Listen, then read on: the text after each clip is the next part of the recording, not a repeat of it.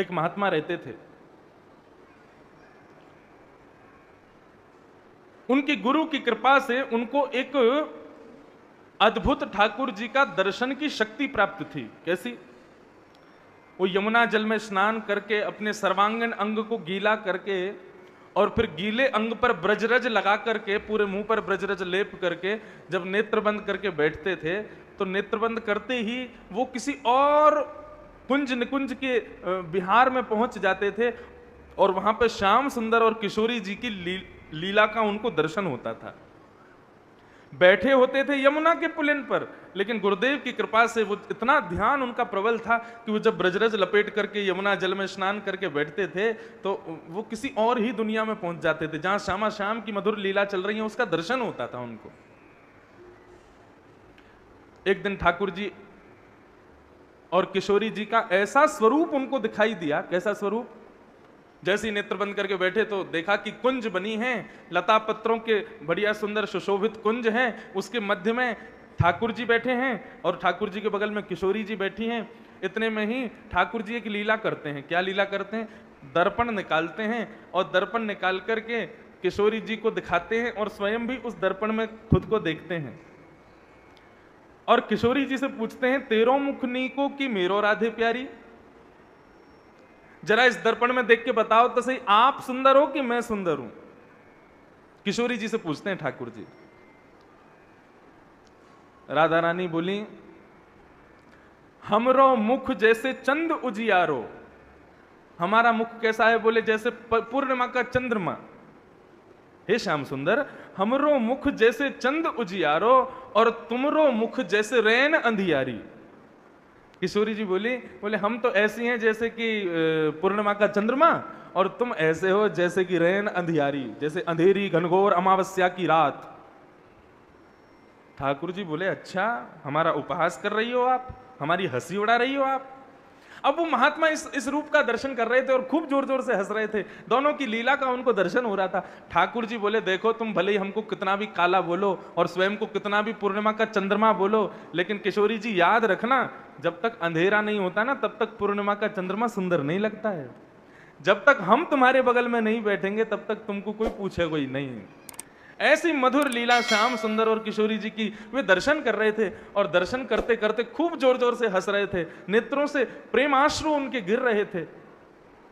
परंतु तभी एक ब्रजवासी सामने से जा रहा था। उस ब्रजवासी का एक पैर नहीं था, एक पैर कट चुका था किसी कारण से, तो एक ही पैर से जैसे तैसे चल करके वो जा रहे थे और यहां वो बाबा लीला का दर्शन करके हंस रहे थे। तो चलते हुए ब्रजवासी ने सोचा कि ये मेरी दुर्बलता पर हंस रहे हैं, मेरा एक पैर नहीं है ना, इसलिए मैं टेढ़ी सी चाल चल रहा हूं, उस पर ये हंस रहे हैं। जैसे ही उस ब्रजवासी ने ये सोचा कि मेरी चाल पर हंस रहे हैं, उसके मन में ये बात आते ही वो महात्मा जो ठाकुर जी का दर्शन कर रहे थे, उनके नेत्रों से ठाकुर जी अंतर्ध्यान हो गए, अदृश्य हो गए। हंसते हंसते उन्होंने खोजना शुरू किया, श्याम सुंदर कहां चले गए? किशोरी जी का दर्शन हो रहा था, कहां चले गए दोनों? अरे अरे क्या हुआ ये? नेत्र खोल करके देखा, फिर दोबारा यमुना में स्नान किया, फिर से ब्रजरज लगा करके फिर से नेत्र बंद किया, लेकिन ठाकुर जी नहीं प्रकट हुए। अत्यंत व्याकुल होकर के रोते हुए अपने गुरुदेव के पास जाकर के उन्होंने बताया, बोले गुरुजी आज ठाकुर जी का इतनी मंगल झांकी में देख रहा था, खूब जोर जोर से आनंद हंसी आ रही थी, प्रेमाश्रु बह रहे थे, लेकिन अचानक ठाकुर जी अंतर्ध्यान हो गए ध्यान में से। ठाकुर जी के अंतर ध्यान का कारण क्या है गुरुजी? तो उनके गुरुदेव ने बताया, बोले ठाकुर जी केवल एक अपराध से अंतर ध्यान होते हैं। क्या? उनके किसी भक्त वैष्णव ब्रजवासी का अपराध ना बन गया हो तुमसे। बोले हाँ भगवान, जब मैंने नेत्र खोले थे तो दूर एक अपंग ब्रजवासी चल के मेरी ओर देखता हुआ जा रहा था। बोले बस यही हुआ है, तुम तो हंस रहे थे, तुम तो आनंद में ठाकुर जी की लीला दर्शन कर रहे थे, लेकिन उसको लगा कि तुम उसकी दुर्बलता पे हंस रहे हो और उसका अपराध होने के कारण से ठाकुर जी अंतर्ध्यान हो गए। गुरुदेव अब मैं क्या करूं, कैसे ठाकुर जी का दर्शन करूं? तब गुरुदेव ने एक उपाय बताया। बोले एक ब्रजवासी के, एक वैष्णव भक्त के अपराध की पूर्ति तभी होगी जब हजारों भक्त वैष्णवों से तुम क्षमा मांगो। हजारों भक्तों से जाकर के कान पकड़ करके क्षमा मांगो, सबको प्रणाम करो। सबसे जब तुमको आशीर्वाद मिलेगा, सब जब तुमको क्षमा कर देंगे, तब एक भक्त के अपराध की पूर्ति होगी। जब 1000 भक्त तुमको क्षमा करेंगे तब ठाकुर जी आएंगे। उन्होंने वही किया, एक भंडारा कराया, सब ब्रजवासियों को बुलाया और सब ब्रजवासियों के चरणों में दंडवत प्रणाम करके सबसे क्षमा मांगी। जिनके प्रति कोई अपराध नहीं भी हुआ था उनसे भी क्षमा मांगी। बोले प्रभु मुझे क्षमा कर दो। अब जब किसी ने अपराध किया ही नहीं, वो हमसे कहे कि मुझे क्षमा कर दो, माफ कर दो, तो हम तो अपने आप कहेंगे ना भाई तूने कुछ किया ही नहीं तो क्षमा क्यों मांग रहा है। ऐसी सब ब्रजवासी बोलते अरे भैया तेने कछु किया ही ना है, तू काहे को क्षमा मांग रहा है। हजारों ब्रजवासियों ने जब उनको क्षमा दान किया तब वे पुनः यमुना जल में स्नान करके ब्रजरज लपेट करके जैसे ही नेत्र बंद करके बैठे, श्यामा श्याम फिर से लीला करने लग गए, फिर से आनंद करने लग गए। तो बंधुओं, भक्त अपराध हो जाए कोई बात नहीं, भगवत अपराध हो जाए ठाकुर जी क्षमा कर देंगे, लेकिन कभी किसी भक्त का अपराध मत कर देना, किसी भक्त का, ब्रजवासी का अपमान मत कर देना, नहीं तो ठाकुर जी कभी क्षमा नहीं करेंगे। आज भगवान ने मन बनाया समस्त गोपियों के साथ रासव विहार करने का। तो रास का मतलब मैंने बताया कि ठाकुर जी जब भक्त से मिलने के लिए लालायित रहते हैं तब रास होता है। भक्त जब तक ठाकुर जी से मिलने के लिए लालायित रहता है वो रस होता है। तो रास, भगवान ने जब चीर हरण किया था समस्त गोपियों का, उस समय समस्त गोपियों को आश्वासन दिया था कि शरद पूर्णिमा की चंद्रमा की छांव में हम आप सब लोगों के साथ रासव विहार करेंगे। तब से गोपियां प्रतीक्षा कर रही हैं कब आएगी वो रात, कब आएगी वो शरद पूर्णिमा की रात जब श्याम सुंदर हमारे साथ रासव विहार करेंगे। आज समस्त गोपियों के मन का भाव पूर्ण होने वाला है। आकाश में शरद पूर्णिमा का चंद्रमा सुशोभित हो रहा है। गोपियां सब अपने घर में अपने अपने कार्यों में लगी हैं। कोई गैया का दूध काट रही है, कोई भोजन बना रही है, कोई श्रृंगार कर रही है, कोई स्नान कर रही है, कोई अपने पति को भोजन करा रही है, कोई अपने बालक को दुग्धपान करा रही है, कोई सास ससुर की सेवा कर रही है। सब गोपियां अपने अपने घरों में अपने अपने कार्यों में व्यस्त हैं। लेकिन खिड़की से जब चंद्रमा को देखती हैं, शरद पूर्णिमा के चंद्रमा को देखती हैं, तो मनी मनी विचार कर रही हैं, हे नाथ आज शरद पूर्णिमा है, आज के दिन कृष्ण ने हमसे मिलने का वादा किया है। कैसे व्यवस्था होगी, कैसे प्रयोजन होगा, कैसे हम श्याम सुंदर के पास जाएंगी। सब गोपियां इसी चिंता में। बंधुओं, कहीं ये रास की कथा सुन के आप लोग कोई गलत भावना मन में ना ले आओ, इसलिए पहले ही आपके सामने स्पष्ट कर दूं, ये गोपियां कौन हैं। ये सब त्रेता युग में राम जी के दर्शन करने के लिए दंडकारण्य वन में इंतजार कर रहे समस्त संत ही गोपी बन करके आए हैं। रघुनाथ जी जब रावण को मारने के लिए गए, रावण का वध करके जब वापस अयोध्या आने लगे, तब हनुमान जी ने निवेदन किया, बोले प्रभु एक निवेदन करना है आपसे। रघुनाथ जी बोले कहो। बोले दंडकारण्य वन में असंख्य संत आपके दर्शन की प्रतीक्षा में बैठे हैं, आप कृपा करके संग चलो, उनको दर्शन दे दो। राम जी बोले हनुमान असंभव है। क्यों? क्योंकि भरत को हमने वचन दिया है। भरत ने कहा था यदि 14 वर्ष से एक दिन भी ज्यादा हो गया तो भरत जी सरयू जी में कूद करके अपने प्राण त्याग देंगे। आज 14वें वर्ष का अंतिम दिन है। यदि आज हम अयोध्या नहीं पहुंचे तो हो सकता है कल के सवेरे हमको भरत ना मिले। हम दंडकारण्य वन जाएंगे तो अतिकाल हो जाएगा, समय व्यतीत बहुत ज्यादा हो जाएगा और भरत जी के प्राण निकल जाएंगे। हनुमान जी बोले नाथ वहां तो एक भरत प्रतीक्षा में है, लेकिन दंडकारण्य वन में तो असंख्य भरत प्रतीक्षा में है, क्या करेंगे आप? भगवान ने थोड़ी देर विचार करके हनुमान जी को युक्ति बताई। बोले हनुमान जी एक काम हो सकता है। बोले क्या? दंडकारण्य वन के समस्त संतों को जाकर के आप मेरा प्रणाम निवेदित करना और सबसे कहना कि वे अभी भजन करके कम से कम एक युग और प्रतीक्षा करें। अभी त्रेता चल रहा है और कुछ ही वर्षों बाद द्वापर शुरू हो जाएगा और द्वापर में हम कृष्ण बन करके आएंगे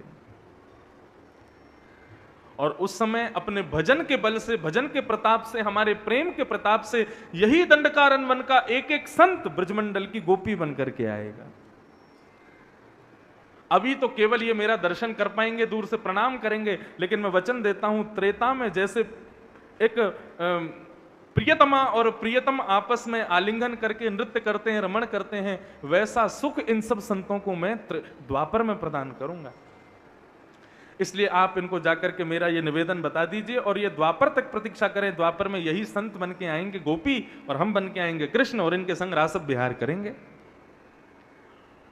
हनुमान जी ने जाकर के सब संतों को जब ये भाव सुनाया, उसी दिन से दंडकारण्य वन के संत कृष्ण का स्मरण कर रहे हैं, कृष्ण भाव में विभोर हैं, ब्रज की याद कर रहे हैं, स्वयं को गोपी स्वरूप मान रहे हैं। उसी दिन से ही चिंतन में लगे हुए हैं कि हम ऐसे रास करेंगे, हम कन्हैया से ऐसे मिलेंगे, हम कृष्ण को ऐसे देखेंगे। उसी का चिंतन करते करते समस्त संतों ने अपने प्राणों का परित्याग किया और जब पुनः जन्म लिया तो वही संत ब्रजमंडल की गोपी बन करके प्रकट हो गए। ये वही सब गोपियां हैं, संत ही। सब गोपियां अपने अपने कार्यों में व्यस्त हैं। तभी ठाकुर जी ने जाकर के देखा, अरे शरद पूर्णिमा का चंद्रमा आ गया, हम वन में आ गए, हम तो तैयार होके आ गए, गोपियां अभी तक नहीं आई। तभी ठाकुर जी ने अधर पर वंशी को धारण किया, अपनी कोमल उंगलियों से छिद्रों को आच्छादित करते हुए जैसे ही वेणुनाद किया, पूरे वृंदावन में वेणु की ध्वनि गूंज उठी। फर्क इतना था कि साधारण लोगों को तो लगता था कि नंद नंदन वेणु बजा रहे हैं, लेकिन कृष्ण प्रेम में उन्मुक्त गोपियों को लग रहा है कि हमारे प्रियतम हमको बुला रहे हैं, हमको पुकार रहे हैं। हो कान बजाई ठाकुर जी ने, कृष्ण प्रेम में उन्मुक्त गोपियों को लगने लगा श्याम सुंदर हमें पुकार रहे हैं। और सब जैसी अवस्था में थी, जैसी स्थिति में थी, जिस कार्य में व्यस्त थी, तत्क्षण उसे वहीं रोक करके सब दौड़ी हैं कृष्ण से मिलने के लिए। अस्त व्यस्त वस्त्र पहने हैं, किसी ने आधा अधूरा श्रृंगार किया है, किसी के केश बिखरे हुए हैं, कोई पति को भोजन करा रही थी, आधा अधूरा ही छोड़ के आ गई, कोई कुछ भोजन बना रही थी, वैसा का वैसा छोड़ के भागी। ऐसा कहते हैं कोई स्नान करके वस्त्र पहन रही थी तो उल्टे सीधे वस्त्र धारण करके ठाकुर जी की ओर भागी। मतलब सबके भीतर देहाभिमान शून्य हो गया।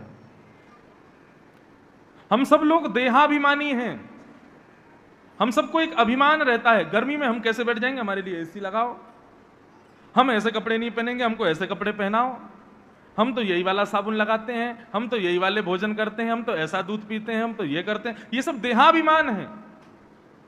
लेकिन ठाकुर जी के भक्त के भीतर देहाभिमान नहीं होना चाहिए। गोपियों ने सब देहाभिमान का परित्याग किया।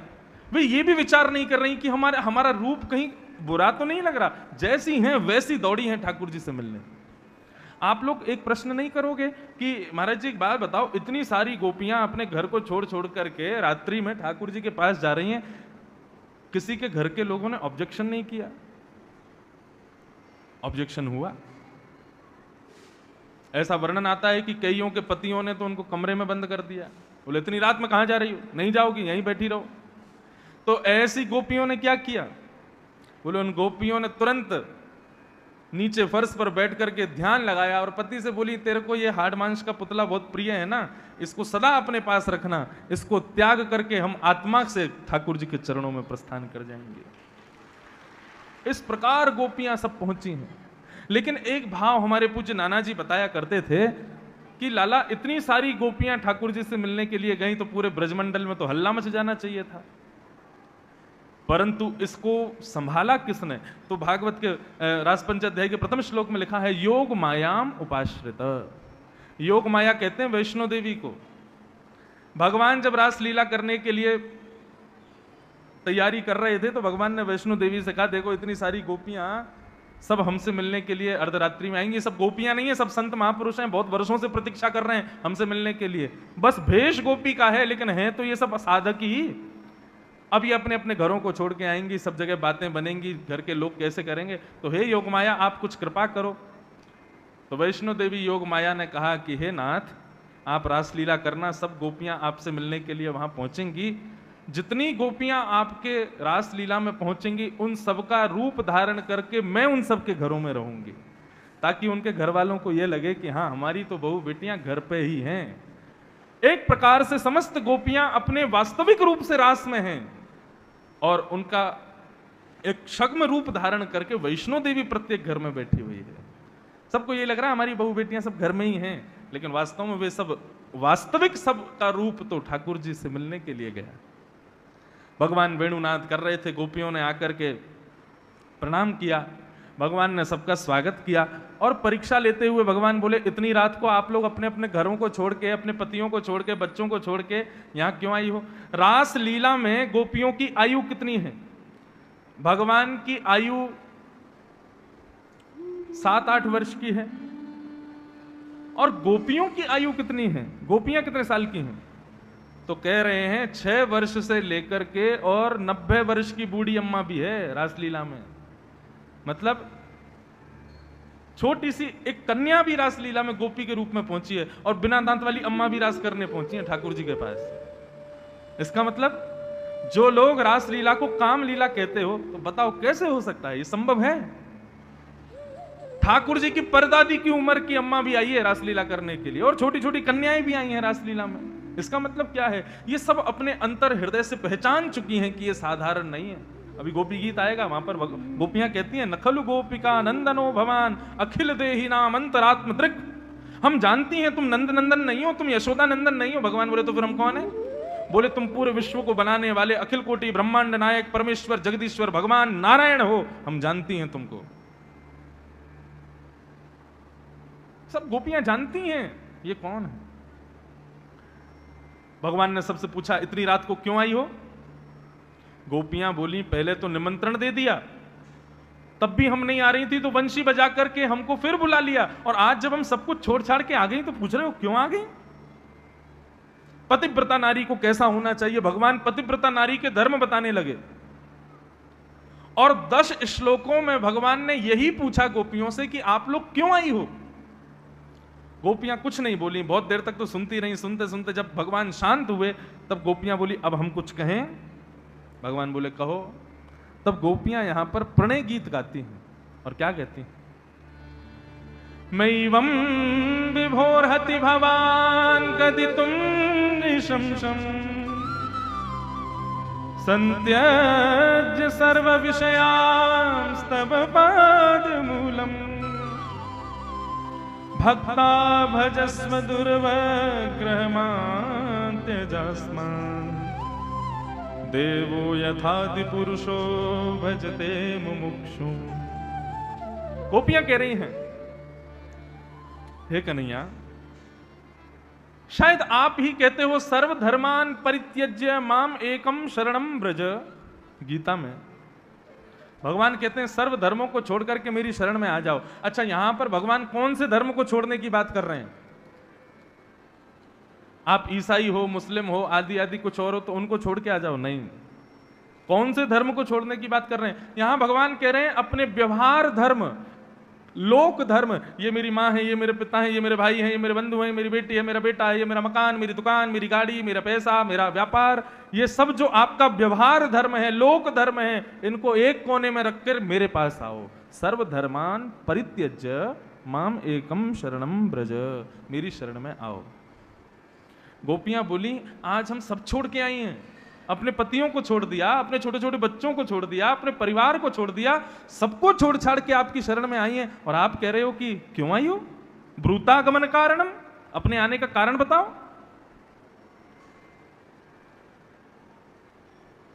कन्हैया तुम कहोगे तो हम वापस चले जाएंगी, लेकिन हमारी एक वस्तु तुम्हारे पास है, वो वस्तु हमको वापस कर दो। भगवान बोले मेरे पास कुछ भी नहीं है आप लोगों का। गोपियां बोली है। बोले क्या है? बोले चित्तम सुखेन भवता पहतम गृहेषु। हमारा चित्त आपके पास है, हमारा मन आपके पास है। यदि आप चाहते हो कि हम वापस अपने घर चली जाएं, हमारा मन हमको वापस करो लाओ, क्योंकि बिना मन के वापस जाएंगे। पति कहेगा कि आज एक काम करो, आज दाल चावल बना दो, हम कहेंगे नहीं बनाना। क्यों नहीं बनाना? बोले मन नहीं है। मन कहाँ है? बोले मन तो कृष्ण के पास है। बच्चे कहेंगे माँ मेले में घूमने चले, हम कहेंगे नहीं जाना। क्यों नहीं जाना? मन नहीं है। मन कहाँ है? बोले मन तो कृष्ण के पास है। सासू माँ कहेगी चरण दबाओ, हम कहेंगे नहीं दबाना। क्यों नहीं दबाना? मन नहीं है। मन कहाँ है? बोले मन कृष्ण के पास है। हम संसार में जीवित रह ही नहीं पाएंगे क्योंकि मन तुम्हारे पास है कन्हैया। हमारा मन हमको वापस कर दो, हम अभी चली जाएंगे वापस। जैसे ही गोपियों ने यह बात कही कि हमारा मन वापस कर दो क्योंकि मन तुम्हारे पास है, इस बात को सुनकर के ठाकुर जी बड़े आनंदित हो गए, हंसने लगे। ठाकुर जी को बहुत सुख मिला। ठाकुर जी बोले अरे अरे अरे गुस्सा मत करो, हम तो आपकी परीक्षा ले रहे थे, परंतु अब आनंद हो गया। इतने में ही ठाकुर जी ने रास करना प्रारंभ किया, नृत्य करना प्रारंभ किया, गोपियों के साथ आनंद करना प्रारंभ किया। इतने में ही कामदेव आ गया। भगवान बोले भाई साहब आप क्यों आए हो? बोले सुंदर स्त्री पुरुष जब मिलते हैं तब मुझे आना पड़ता है। भगवान बोले स्त्री पुरुष मिले तब आना, यहाँ जीवात्मा और परमात्मा मिल रहे हैं, तुम यहां आ रहे हो? बोले जीवात्मा परमात्मा आंतरिक रूप से हैं, लेकिन देखने में तो स्त्री पुरुष हैं, इसलिए मैं आया हूं। भगवान बोले तो फिर ठीक है, तुम भी आके दिखाओ। यदि तुम आ गए हमारे रास में तो हम कृष्ण नहीं कहेंगे खुद को। जैसे ही कामदेव ने रास भूमि में प्रवेश करना प्रारंभ किया, ठाकुर जी के ऊपर आना प्रारंभ किया, भगवान ने अपने रूप को इतना सुंदर बनाया, इतना सुंदर बनाया। एक तो सुंदर है ही, ऊपर से जब श्रृंगार कर लेते हैं और सुंदर विशेष श्रृंगार कर लेते हैं तब तो पूछो ही मत। ऐसा श्रृंगार धारण किया ठाकुर जी ने। जैसे ही कामदेव के सामने गए, कामदेव ठाकुर जी को देखते ही बेहोश खाके चक्कर आ गए, उसको गिर गया नीचे। कामदेव का मद हो गया नाश, इसलिए भगवान का नाम पड़ गया मदन मोहन। जो कामदेव को भी अपने ऊपर मोहित कर लेवे, आकर्षित कर लेवे, वही है मदन मोहन। भगवान का रूप बहुत सुंदर है, ठाकुर जी बहुत सुंदर है। उनकी सुंदरता का क्या बखान करें। कथाएं तो मन में आती हैं, लेकिन फिर मुझे लगता है समय ज्यादा लग जाएगा, इसलिए मैं थोड़ा प्रणाम मात्र करके आगे चल देता हूं। लेकिन एक कथा सुनाऊं। एक बार ठाकुर जी और किशोरी जी दोनों लीला करते हैं, तो मान लीला करते हैं। मान लीला का मतलब क्या होता है? एक रूठ जाता है, दूसरा फिर उसको मनाता है नए नए तरीकों से। तो मान लीला में हमेशा ठाकुर जी किशोरी जी रूठ जाती हैं, ठाकुर जी मनाते हैं। और ठाकुर जी पे तो हमारे पे ऐसी ऐसी ट्रिक आती है कि नेक में किशोरी जी को हंसा देते हैं। कभी मोर बन के आ जाते हैं, कभी बंदरों की तरह नृत्य करते हैं, कभी कुछ करते हैं, कभी कुछ करते हैं, तो किशोरी जी हंस जाती हैं। लेकिन आज किशोरी जी बोली श्याम सुंदर हर बार मान लीला में मैं मान करती हूं, अब की बार आप मान करो, मैं मनाऊंगी। भगवान बोले देखो हमसे मान होगा नहीं, आप ही करो मान, हम मनाएंगे। किशोरी जी बोली नहीं नहीं, आज आप मान करो, मैं मनाऊंगी। भगवान बोले अच्छा नहीं लगेगा आप मनाती रहोगी तो। किशोरी जी बोली 1 मिनट में मना लूंगी मैं। श्याम सुंदर बोले अच्छा लगी शर्त? बोले बिल्कुल लगी, मैं तुरंत मना लूंगी तुमको। ठाकुर जी बोले तो ठीक है, फिर हम मान कर रहे हैं, आप मना के दिखाओ हमको। बोले हाँ ठीक है, करो मान। जैसे ही श्याम सुंदर ने मान कियो, ठाकुर जी गुस्सा है के बैठ गए, मुंह टेढ़ो करके बैठ गए। अब किशोरी जी उनको मना रही हैं, कभी राग सुनावें, कभी नृत्य करके दिखावें, कभी ठाकुर जी की मनपसंद वस्तु बना करके ठाकुर जी को पवावें, कभी कोई लीला करें, कभी कछु करें, लेकिन ठाकुर जी के चेहरे पर एक मुस्कान नहीं। मान करके बैठे हैं गुस्सा होके। एक दिन बीत गया, शाम हो गई, किशोरी जी बोली मैं तो थक गई, सुबह से है गए हो, लेकिन आप तो मान छोड़ ही नहीं रहे हो। चलो श्याम सुंदर अब सायकाल है गए हो, अब मान छोड़ो। ठाकुर जी ने तब भी मान नहीं छोड़ा। पूरी रात व्यतीत हो गई, पुनः फिर से जब रमण के लिए वन में गए, ठाकुर जी फिर मान करके बैठ गए। पूरे दिन फिर किशोरी जी मनाती रही, ठाकुर जी ने फिर मान नहीं छोड़ा। 1 दिन 2 दिन 3 दिन 4 दिन 5 दिन बीत गए, लेकिन ठाकुर जी मुस्कुराए नहीं, मान करके बैठे। मान की गति इतनी ज्यादा हो गई कि 4 दिन से ठाकुर जी का स्वर भी नहीं सुना किशोरी जी ने। और 4 दिन में यह स्थिति हो गई, अब किशोरी जी को व्याकुलता होने लगी, किशोरी जी को कष्ट होने लगा। और उस कष्ट का परिणाम यह हुआ कि किशोरी जी के नेत्रों से अश्रुबिंद प्रकट हो गए। श्याम सुंदर मान जाओ ना, कन्हैया मान जाओ ना। ठाकुर जी नहीं माने। किशोरी जी के नेत्रों से अश्रुबिंद प्रकट हुए, और वो अश्रुबिंद जैसे ही किशोरी जी के नेत्रों से प्रकट होकर के पृथ्वी पर जाकर के जैसे ही गिरे, पृथ्वी में प्रवेश करते ही उन्होंने पृथ्वी के भीतर, वहां यमुना का स्रोत था, यमुना के स्रोत में जाकर के जैसे ही किशोरी जी के अश्रुबिंदुओं ने जाकर के स्पर्श किया, यमुना जी का जल उष्ण हो गया, गर्म हो गया। इतने में ही यमुना जी प्रकट हो गई। यमुना जी प्रकट हो गई, किशोरी जी को प्रणाम किया। ठाकुर जी दूर बैठे हैं, किशोरी जी यमुना के घाट पर बैठी हैं। यमुना जी ने प्रणाम किया, बोले हे किशोरी जी, श्यामा जी, आपको इतना कष्ट? मैं यमराज की बहन हूं, यमलोक में कितना कष्ट मिलता है मुझे सब पता है, लेकिन आपके अश्रुबिंदुओं के स्पर्श को पाकर के मैं कह सकती हूं इतना कष्ट तो यमलोक में भी नहीं मिलता जितने कष्ट में आप हो। हमारी किशोरी जी को किसने कष्ट दिया, बताना जरा हमें। किशोरी जी बोली, देखो ना यमुना, श्याम सुंदर मान करके बैठे हैं, 3 दिन से मैं मना रही हूं लेकिन मान नहीं रहे, आज चौथा दिन है, मैं व्याकुल हो रही हूं, मेरा हृदय द्रवित हो रहा है, मैंने स्वर नहीं सुना ठाकुर जी का, इतना मान करके बैठ गए हैं मुझसे। यमुना जी बोली, इनको तो मैं बताती हूं, अभी रुको। तो यमुना जी जो हैं उनका वर्ण कैसा है, रंग कैसा है? यमुना जी का भी वर्ण श्याम वर्ण है। हमारे यहां वृंदावन में कहते हैं श्याम सुंदर यमुने महारानी की जय। वो इस कथा के बाद से ही कहने लगे। यमुना जी बोली, रुको मैं अभी बताती हूं उनको। राधा रानी बोली, क्या करोगी? बोले, बस आप देखती जाओ क्या करती हूं। इतने में ही यमुना जी ने पीतांबरी पहनी, ठाकुर जी की तरह धोती पहनी, ठाकुर जी की तरह माला पहनी, हाथन में कड़ूला पहने, बाजू बंद पहने, कर्ण में पुष्प धारण किए, कानन में कुंडल धारण किए, सिर पर मोर मुकुट धारण किया और सर्वांगण श्याम सुंदर जैसो श्रृंगार करके जैसे ही कटाक्ष नेत्रन से किशोरी जी को देखने लगी यमुना जी, तो एक बार यमुना जी को देख करके किशोरी जी बोली, श्याम सुंदर आपने मान दूर कर दियो, आप मान गए? यमुना जी बोली, हम श्याम सुंदर नहीं है, हम यमुना जी हैं। राधा रानी बोली, आप तो बिल्कुल श्याम सुंदर जैसी लग रही हो, बिल्कुल कन्हैया जैसी लग रही हो। यमुना जी बोली, कन्हैया को यदि मोहित करना है तो कन्हैया के रूप से ही मोहित करो।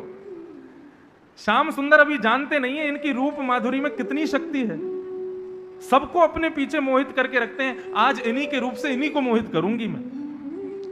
और जैसे श्याम सुंदर चलते हैं, जैसे कन्हैया बैठते हैं, जैसे कन्हैया उठते हैं, यमुना जी बिल्कुल वैसे ही चल रही हैं, वैसे ही बैठ रही हैं, वैसे ही सब लीला कर रही हैं। मतलब देखने में लग ही नहीं रहा कि कोई और है, ऐसा लग रहा है श्याम सुंदर जा रहे हैं।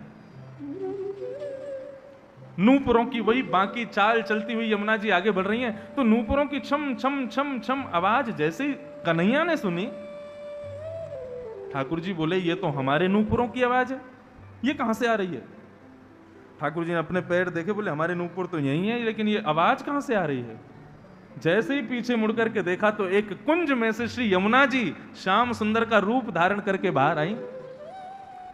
जैसे ही उस रूप को देखा, देखते रह गए, अपलक नेत्रों से नेत्र झपकना भूल गए ठाकुर जी अपने ही रूप को देख करके, इतने सुंदर। चल करके पास गए, बोले, अरे भैया तुम कौन हो? यमुना जी बोली, हम श्याम सुंदर हैं, हम नंद नंदन हैं, हम यशोदा नंदन हैं। ठाकुर जी बोले, तुम यशोदा नंदन नहीं हो, यशोदा नंदन मैं हूं, नंद नंदन मैं हूं, श्याम सुंदर मैं हूं, तुम कैसे आ जाओगे? यमुना जी बोली, तुम नकली हो, असली तो हम हैं। बोले, नकली असली को पता कैसे चले? बोले, देख लो, हमारे सब एक जैसे अंग हैं, एक जैसी आंख है, एक जैसे नाक, एक जैसे कान, एक जैसे सब श्रृंगार, लेकिन असली को पता कैसे चलेगा? बोले, जाके बाम अंग में किशोरी जी खड़ी हो, वो असली है। अब श्याम सुंदर को मान करके बैठे थे। श्याम सुंदर बोले, किशोरी जी को कैसे बुलाऊं, कहां से बुलाऊं, कहां जाऊं, क्या करूं? रुको, मैं अभी लेके आऊं किशोरी जी। अब तो पीछे पीछे श्याम सुंदर दौड़े, किशोरी जी जहां जहां कन्हैया जामे वहां से कहीं और चली जाऊं। अब तो व्याकुल होके ठाकुर जी ढूंढ रहे हैं, हे श्यामाजू कहाँ हो, हे वृषभानु नंदिनी कहाँ हो? अरे आज हमारे ऊपर बात आई है, कहीं वो नंद नंदन हमारे घर नहीं पहुंच जाए, यशोदा मैया के बगल में जाके नहीं बैठ जाए, कहीं मुंह को झूठो साबित नहीं कर दे। हे किशोरी जी आप प्रकट है जाओ। इतने में ही किशोरी जी प्रकट हो गई और प्रकट होकर के बोली, आज के बाद मान करोगे? बोले, कभी नहीं करूंगा। बोले, कान पकड़ो, कान पकड़े, बोले, सॉरी बोलो। आजकल की होती किशोरी जी तो सॉरी बुलवाती, लेकिन ठाकुर जी ने क्षमा मांगी। जैसे ही किशोरी जी बगल में आकर के खड़ी भई हैं, सामने श्री यमुना महारानी ने दोनों की युगल स्वरूप को प्रणाम कियो है, वंदन कियो है, नमन कियो है। तब यमुना जी से ठाकुर जी ने कहा है कि हे यमुना जी, अब आप सदा सर्वदा मेरे ही स्वरूप में रहना। और आज से सब लोग यमुना महारानी की जय नहीं बोलेंगे, सब बोलेंगे श्याम सुंदर श्री यमुने महारानी की जय। तो भगवान का रूप इतना मनोहर है कि ठाकुर जी भी उस पर मोहित हो जाते हैं। ठाकुर जी के रूप पर कामदेव मोहित हो गया, मदन मोहन भगवान का नाम पड़ा, गोपियों को मान हुआ। गोपियों के मान होते ही अभिमान हो गया गोपियों को कि हम बड़ी सुंदर हैं, हमारे रूप पर कन्हैया मोहित हो गए, आदि आदि ये सब भाव जब गोपियों के मन में आए तो भगवान समस्त गोपियों के बीच से राधा रानी को लेकर के अंतर ध्यान हो गए। अभिमान यदि करेगा व्यक्ति, ठाकुर जी कभी मिलेंगे नहीं अभिमानी व्यक्ति को। इसलिए जीवन में कभी बंधुओं भगवत प्राप्ति करनी हो तो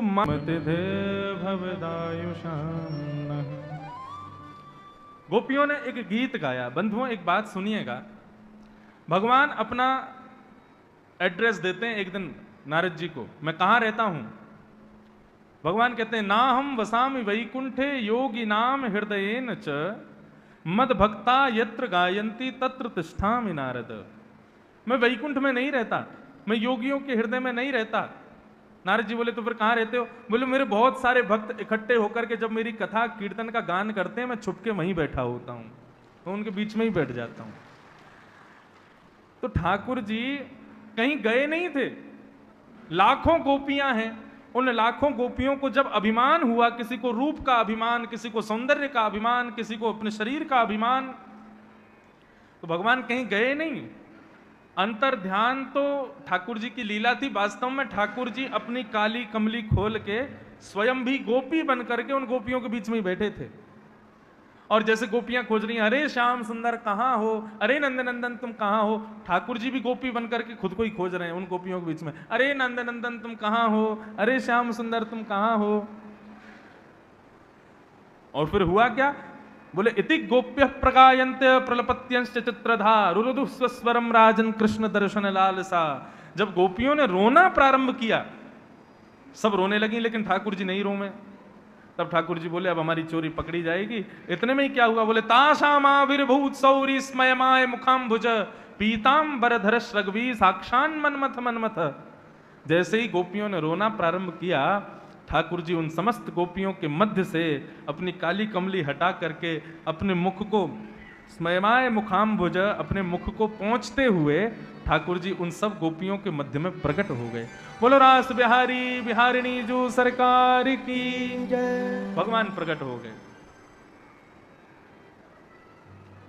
गोपियों ने भगवान को पकड़ लिया, किसी ने हाथ पकड़े, किसी ने पैर पकड़े, किसी के हाथ में पीतांबरी आई, पीतांबरी पकड़ी, किसी ने चोटी पकड़ी, किसी ने कुछ पकड़ा, सब ने ठाकुर जी को पकड़ लिया। और जो ठाकुर जी को नहीं पकड़ पाया उसने ठाकुर जी को दूर से नेत्रों में भर करके नेत्र बंद कर लिए, नेत्रों में बसा लिया। ऐसे सब गोपियों ने ठाकुर जी को पकड़ लिया, कहीं अब हमें छोड़ के ना चले जाओ। भगवान बोले आप सब लोगों को अभिमान हो गया था, इसलिए हम आपके अभिमान को दूर करने के लिए गए थे। अभिमान में कभी रुदन नहीं हो सकता, लेकिन आप सब रुदन कर रही हो, इसका मतलब आपका अभिमान दूर हुआ। अब अभिमान दूर हो गया, अब हम आपके साथ महारास करेंगे, रास नहीं महारास। रास में और महारास में अंतर क्या है? जहां एक कृष्ण और बहुत सारी गोपियां वो है रास, और जहां जितनी गोपियां उतने कन्हैया यह है महारास। अब ठाकुर जी ने महारास करना प्रारंभ किया, जितनी गोपियां हैं उतने ही कन्हैया हो गए। इतने में ही हिमालय से दौड़ करके पहुंच गए भगवान शंकर। बोले हम भी महाराज करेंगे। गोपियों ने कहा बाबा आज तो गोपी बनना पड़ेगा। शंकर जी ने भिक्षा मांगी, माते भिक्षाम देही, अन्नपूर्णा मैया भिक्षा लाओ। अन्नपूर्णा मैया प्रकट हो गई। जैसे ही अन्न की भिक्षा देने लगी, शंकर जी बोले आज अन्न की भिक्षा नहीं चाहिए, तो आज आपके स्वरूप की भिक्षा चाहिए, आज अपना रूप हमको दे दो। और अन्नपूर्णा मैया ने अपनो रूप शंकर जी को प्रदान किया, और क्या बन गए भोलेनाथ? बोलो गोपेश्वर महादेव की जय। गोपी बन गए भगवान शिव। और जैसे ही गोपी बनकर के आए हैं महाराज, गोपियों ने प्रवेश कराया रास में। ठाकुर जी ने खूब नृत्य किया शंकर जी के साथ में।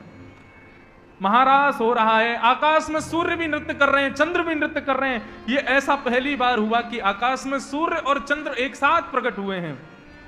गंधर्व नृत्य कर रहे हैं, देवता नृत्य कर रहे हैं, नदियां नृत्य कर रही हैं, वायु नृत्य कर रहे हैं, पेड़ पौधे वृक्ष वल्लरियां नृत्य कर रही हैं, सातों भुवन नृत्य कर रहे हैं। क्यों? बोले आज श्याम सुंदर महाराज कर रहे हैं। तो पे डारू तृण टोर प्यारे ब्रज के किशोर, तो पे डारू तृण टोर प्यारे। मिथिलांचल में, बिहार के मिथिला क्षेत्र में ऐसा कहते हैं कि वहां कोई सुंदर चीज देखते हैं तो वो लोग तुरंत कुछ टुकड़ा उठा के उसको तोड़ देते हैं। बोले तो इससे क्या होता है? बोले नजर नहीं लगती। तो बोले रघुनाथ जी जब मिथिला आए थे तो हमारी सीता जी को देख करके यही सोच रहे थे कहीं इनको नजर ना लग जाए, कुछ तोड़ दूं, तो उन्होंने धनुष तोड़ दिया कहीं कहीं सीता जी को मेरी नजर ना लग जाए। राधा रानी कह रही हैं, हे श्याम सुंदर तुम कैसे हो? ब्रज के किशोर तो पे दारू तृण तोड़ प्यारे। ब्रज के किशोर तो पे डारू तृण तोड़ प्यारे। ब्रज के किशोर तो पे डारू तृण तोड़। सुन मुरली की घोर मेरे मन नाचे मोर। सुन मुरली की मन नाचे मोर रे। बन नाचे नटनी को हाली नंद को किशोर। बन नाचे नटनी को हाली नंद को किशोर। बहुत सुंदर भाव है। किशोरी जी कह रही हैं, कन्हैया नैनन बसाए मूंद राखूंगी छुपाए प्यारे। नैनन बसाए मूंद राखूंगी छुपाए। अपलक नेत्रों से बिना पलक झपकाए किशोरी जी श्याम सुंदर को देखने लगी। तो जब आप पलक नहीं झपकाओगे बहुत देर तक तो आंखों से आंसू आने लगते हैं। अब किशोरी जी ऐसे ही देख रही थी श्याम सुंदर को, आंसू निकलने लगे। तो श्याम सुंदर बोले, अरे किशोरी जी नेत्र बंद करो, आप ऐसे क्यों देख रही हो? किशोरी जी कह रही हैं, नैनन बसाए मूंद राखूंगी छुपाए। तो को लाला अपने नेत्रन से देख के अपने आंखन को बंद कर लूंगी और वहां में तो को छुपा लूंगी। ठाकुर जी बोले, क्यों, बाकी जरूरत क्या है, मैं तो आपके पास ही रहूं। किशोरी जी बोली, कहीं भाग ना जाए मेरी मुंदरी को चोर। कहीं भाग ना जाए मेरी मुंदरी को चोर। हाथ छुड़ाए जात हो निर्बल जान के मोए। पर मैंने अब आंखों से हृदय में बैठा लिया है आपको। हृदय से जब जाओगे तब जबर कहूंगी। तो हाथ छुड़ा के तो चलेगा, हृदय से जाके दिखाओ। ठाकुर जी ने इतना सुंदर उत्तर दिया इसका, मन श्याम रंग राधे बांध राखो संग प्यारी। मन श्याम रंग राधे बांध राखो संग प्यारी। कहाँ जाएगी पतंग तेरे हाथ में डोर। कहाँ जाएगी पतंग तेरे हाथ में डोर। आहा, ठाकुर जी कह रहे हैं, कहाँ जाएंगे हम भाग के? हम तो पतंग के समान उड़ रहे हैं आकाश में। उड़ाने वाली तो आप ही हो, आपके हाथ में ही बागडोर है। ओ बन नाचे नटनी को वाली नंद को किशोर। बन नाचे नटनी को वाली नंद को किशोर। आहा, बोलो रास बिहारी लाल की। बंधुओं, ये रास की कथा साधारण मैंने बहुत सूक्ष्म कही है। अभी यदि उसका पूरा विस्तारीकरण करूं तो कईयों को तो समझ में ही नहीं आएगा। ऐसा रास का भाव है, उसको हम बारंबार प्रणाम करते हैं। आगे श्रीमद् भागवत में युगल गीत गोपियों ने गाया, उसका वर्णन आया।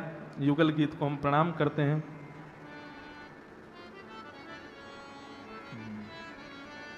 भगवान ने अरिष्टासुर, व्योमासुर, केसी नाम के राक्षसों का वध किया। यहां देवताओं को चिंता होने लगी कि भगवान तो अब ब्रज छोड़ के जा ही नहीं रहे हैं, क्या करें। तब नारद जी को समस्त देवताओं ने भेजा कि जाकर के भगवान को रिमाइंडर दे के आओ कि कंस को मारना है और भी कई सारी लीलाएं करनी है। ठाकुर जी तो ब्रजवासियों से ऐसे घुल मिल गए हैं, इतना प्रेम हो गया है कि शायद हमको भूल गए होंगे। नारद जी महाराज पहले कंस के पास गए और कंस से जाकर के कहा, तुम तो बढ़िया प्रेम से बैठे हो सिंहासन पर, खूब आनंद कर रहे हो, तुम्हारा शत्रु दिन ब दिन बलवान होता जा रहा है। महाराज कंस बोले कि महाराज मैं कहां आराम कर रहा हूं, कितने सारे राक्षस भेजे मैंने, सबको मार दिया कृष्ण ने। आप कह रहे हो कि मैं आराम कर रहा हूं, अब मैं क्या करूं, क्या उपाय अपनाऊं, बताओ मुझे। नारद जी ने कहा, अभी तक तुमने सबको भेजा, लेकिन अब की बार तुम कृष्ण को बुलाओ। कंस हंसने लगा, बोले ये संभव है ही नहीं, कृष्ण क्यों आएंगे यहां पे। बोले तुम लड़ने के लिए, युद्ध करने के लिए मत बुलाओ ना, ऐसा कह देना कि भाई कृष्ण ने इतने सारे राक्षस मारे, कृष्ण ने गिरिराज पर्वत धारण किया, इस बालक में इतनी क्षमताएं हैं, तो हम मथुरा के राजा पूरे ब्रजमंडल की ओर से उसको उपहार देना चाहते हैं, सम्मान देने के लिए मथुरा बुलवाओ। इससे दो बातें सिद्ध हो जाएंगी, भाई तुम सम्मान दोगे तो यह भी सिद्ध हो जाएगा कि राक्षस तुमने नहीं भेजे थे, कहीं और से आए थे, और तुम्हारा शत्रु कृष्ण मथुरा आ जाएगा, तुम्हारे बाड़े में आते उसको मरवा देना। ऐसा करो, छल से उसको बुलवा लो, बोले छल से बुलवाऊं, क्या करूं? बोले भगवान शिव ने जो तुमको धनुष दिया है, इस धनुष का धनुर्यज्ञ करो, एक मेला रखो मथुरा में, और उस मेले के बीच में कृष्ण बलराम को सम्मान देने की भावना से बुलवाओ, और यहां बुलवा करके अपने सैनिकों से मरवा देना। कंस बोला महाराज आपने मेरी आंखें खोल दी, आपने बहुत अच्छा उपाय बताया, मैं यही करूंगा। अब आप तो मेरे गुरु हो। नारद जी बोले हम तेरा बहुत भला चाहते हैं, अब जो बताया वो कर ले तुरंत। कंस ने यहां पर मंत्रियों की सभा बुलाई और पूरा धनुर्यज्ञ का कार्यक्रम सुनिश्चित किया। मथुरा में एक मेला, त्रिदिवसीय मेला रखा गया, और श्री अक्रूर जी महाराज को कहा कि आप वृंदावन जाओ, और वृंदावन जाकर के नंद नंदन, यशोदा नंदन, कृष्णचंद्र और बलराम, उन दोनों को लेकर के यहां आओ। अक्रूर जी बोले क्यों बुला रहे हो? बोले सबको तो ये बताएंगे कि हम सम्मान देने के लिए बुला रहे हैं, लेकिन यहां ला करके उनको छल से मार देंगे, मेरा शत्रु है वो। अक्रूर जी महाराज बोले यदि जाऊंगा तो कृष्ण मुझे मार देंगे, क्योंकि कंस के द्वारा भेजे गए हर व्यक्ति को उन्होंने मार दिया, तो मेरी भी मृत्यु सुनिश्चित है। लेकिन नहीं गया तो कंस मुझको मार देगा, तो कंस के हाथों से बढ़िया तो मैं कृष्ण के हाथों मर जाऊं। और अक्रूर जी महाराज रथ लेकर के वृंदावन की ओर चल पड़े। रास्ते में ठाकुर जी का स्मरण करते हुए जा रहे हैं, कन्हैया मुझसे मिलेंगे कि नहीं मिलेंगे, कन्हैया मेरा स्पर्श करेंगे कि नहीं, मुझे क्या कहकर के पुकारेंगे, सारी बातें अक्रूर जी सोचते हुए जा रहे हैं। तभी वृंदावन के अटल वन में जैसे ही पहुंचे, वहां से ठाकुर जी की गायों का झुंड जा रहा था, मतलब ठाकुर जी अभी अभी वहां से निकल करके गए हैं। अक्रूर जी महाराज अपने रथ से कूद पड़े, दौड़ करके गए, वहां पर जो चरण चिन्ह थे, खुरों के चिन्ह थे, उन सबके मध्य में ठाकुर जी के चरणों को जैसे ही देखा, अक्रूर जी ने उन चरणों को प्रणाम किया। ठाकुर जी जब गैया चराने जाते हैं ना, तो गाय भी ठाकुर जी के चरण पर अपने खुर नहीं रखती है, ग्वाल बाल भी थोड़े से दूर होकर के चलते हैं। भगवान ने एक दिन कहा कि तुम सब लोग मेरे पास आके क्यों नहीं चलते, इतना दूर दूर क्यों चलते हो? तब सब ग्वाल बाल बोले लाला तेरे ना चरणन में इतने प्यारे प्यारे चिन्ह बने हुए हैं, उनको देख करके हमारा मन ना करे कि उन पे हम अपने चरण रखें, या हमारे हम तो लाला ने दूर है कि चलें तोते। बंधुओं, लोग पूछते हैं ठाकुर जी ने ब्रज को क्या दिया? हमारे वृंदावन को ठाकुर जी ने जो दिया वो लक्ष्मी को भी नहीं दिया। क्या? अपने अनावृत चरणों का स्पर्श ठाकुर जी ने वृंदावन को दिया। अनावृत मतलब ठाकुर जी ने कभी चरण में पादुका नहीं पहनी, वृंदावन में नंगे पांव से विचरण किया। हमारे पूज्य पिताजी कथा बताते हैं कि जब ठाकुर जी गोपाष्टमी के दिन पहली बार गैया चराने के लिए जा रहे थे, तो मैया ने लाला को पादुका पहना दी, चप्पल पहना दी। ठाकुर जी ने जैसे ही पादुका पहनी, तो पादुका पहन के ठाकुर जी बोले मैया तेने मुझको पादुका क्यों पहनाई? बोले लाला तू गैया चरावे जावेगो, कहीं कंकड़ कीट पत्थर, कहीं कोई कांटो तेरे पामन में चुभ ना जाए, हमारे पादुका पहनाई है। ठाकुर जी बोले तो फिर एक काम करो मैया, कहा मेरी जितनी गैया और बछियां हैं ना, बछड़ा बछिया, इन सबन के लिए यहां भी पादुका लेके आओ, इनको भी पादुका पहनाओ।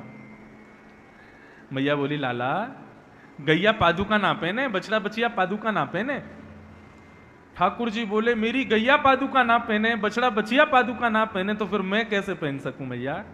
मेरी गैया नहीं पहनेगी तो मैं भी नहीं पहनूंगा। और ठाकुर जी जितने दिन व्रज में रहे, ठाकुर जी ने चरणों में पादुका नहीं पहनी। ये दिया है ठाकुर जी ने ब्रज को, अपने अनावृत निरावृत चरणारविंद, जो किसी को नहीं मिले। ब्रज छोड़ते ही ठाकुर जी ने पादुका पहन ली। द्वारिका में ठाकुर जी सोने की जूती में, आज भी दर्शन करोगे सोने की जूती पहनते हैं ठाकुर जी। वैकुंठ में तो पैर नीचे रखते ही नहीं है, गरुड़ जी पर बैठे रहते हैं या फिर शेषनाग पर बैठे रहते हैं, तो वहां पर भी ठाकुर जी के चरण नीचे नहीं पड़ते। ठाकुर जी के चरणों का पूर्ण स्पर्श तो हमारी केवल ब्रजभूमि को ही मिला है। इसलिए ब्रजभूमि में जाते ही सब लोग दंडवत भूमि को प्रणाम करते हैं कि यहां ठाकुर जी निरावृत चरणों से विचरण किए। अक्रूर जी महाराज ने उन चरण चिन्हों को देखा। उन चरण चिन्हों के पीछे पीछे पीछे अक्रूर जी महाराज जैसे गए, गौशाला में जाकर के वो चरण चिन्ह समाप्त हुए। अक्रूर जी ने नेत्र उठा करके देखा तो सामने श्याम वर्ण श्री कृष्ण पीतांबरी पहने और गौर वर्ण श्री बलराम जी नीलांबर धारण करके खड़े हुए हैं। गौर श्याम दोनों की ये मूर्त देख करके श्री अक्रूर जी ने उनको प्रणाम किया। नंद बाबा ने अक्रूर जी का स्वागत किया और आने का कारण पूछा। अक्रूर जी आप क्यों आए हो? अक्रूर जी ने बताया, बोले महाराज कंस ने धनुर्यज्ञ किया है, एक मेले का कार्यक्रम रखा है 3 दिन का मथुरा में, और उस कार्यक्रम में आपके दोनों पुत्रों को पुरस्कृत करने के लिए, पुरस्कार देने के लिए आमंत्रण किया है, क्योंकि आपके बालकों ने ब्रज की बड़ी रक्षा की है राक्षसों से, और हमने सुना था एक बार इंद्र ने बड़ी वर्षा की तो आपके लाला ने गिरिराज जी उठा लिए। इन सब पराक्रमों को देख करके महाराज कंस बड़े प्रसन्न हैं, उन्होंने आपके पुत्रों को पुरस्कृत करने के लिए बुलाया है। नंद बाबा बड़े प्रसन्न हो गए, मेरे लालान को पुरस्कार मिलेगा। परंतु ब्रजमंडल में जब ये बात फैली, वृंदावन में जब ये बात गई कि ठाकुर जी 2 दिन के लिए मथुरा जा रहे हैं, महाराज कंस ने बुलाया है, तो ब्रजवासियों की स्थिति बिगड़ गई।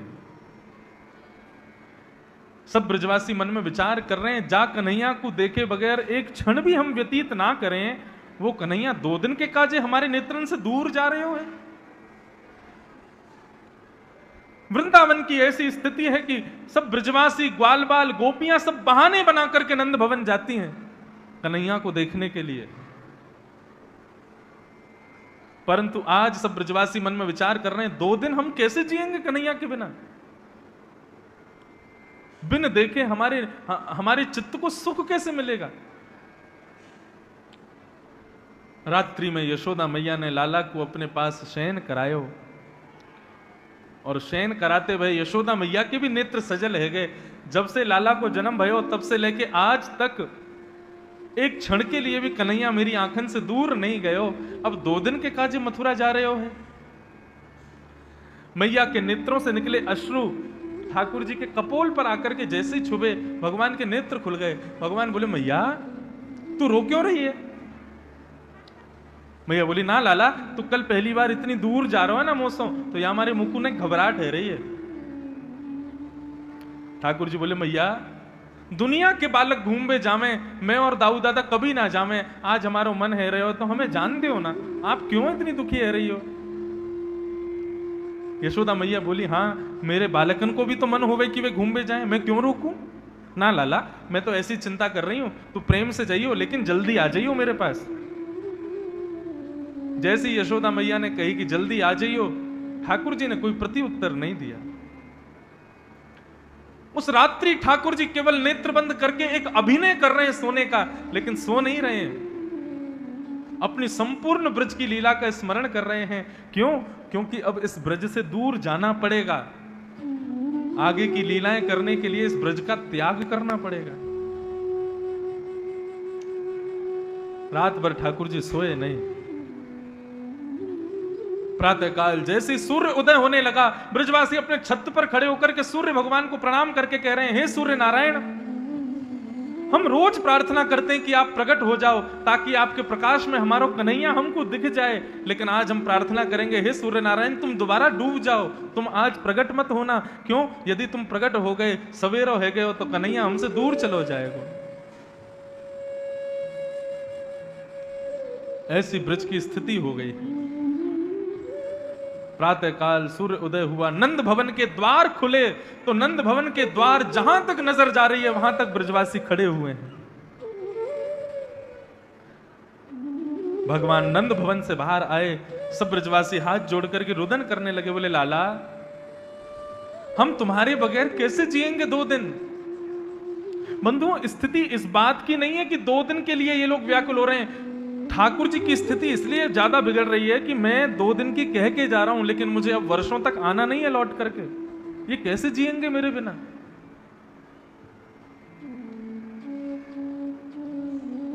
ठाकुर जी सब ब्रजवासियों से बोले, मैं परसों आ जाऊंगा, आप सब लोग निराश मत हो, आप लोग दुखी मत हो, आप लोग हताश मत हो, मैं बस 2 दिन में आ जाऊंगा। सब ब्रजवासी वादे कर रहे हैं, लाला तू आवेगो, फिर हमारे यहाँ भोजन पावे आवेगो ना? बोले हाँ मैं आऊंगो। बाल बाल कह रहे हैं, लाला हमारे संग खेलवे के काजे कदम खंडी चलेगो ना? बोले हाँ मैं जरूर चलूंगा। मधुमंगल श्रीदामा कह रहे हैं, लाला हम नई गेंद लेके आए हैं, अब तो कालिया नाग भी ना है, खूब यमुना में गेंद उड़ाई हो, लेकिन तू जल्दी आ जाएगो ना? ठाकुर जी कह रहे हैं, मैं जल्दी आ जाऊंगा। लेकिन मनी मन ठाकुर जी रुदन कर रहे हैं। सब ब्रजवासियों को हृदय से लगाया, सबके अंग प्रत्यंगों को ठाकुर जी स्पर्श करके मानो अनुभव कर रहे हैं कि जीवन भर ये स्पर्श मुझे याद रहे। प्रत्येक ब्रजवासी से मिले हैं, प्रत्येक ब्रजवासी को गले लगाया है। मानो ऐसा दृश्य नहीं लग रहा कि 2 दिन के लिए ठाकुर जी जा रहे हैं, मानो ऐसा लग रहा है कि हमेशा हमेशा के लिए सब विदा कर रहे हैं क्या।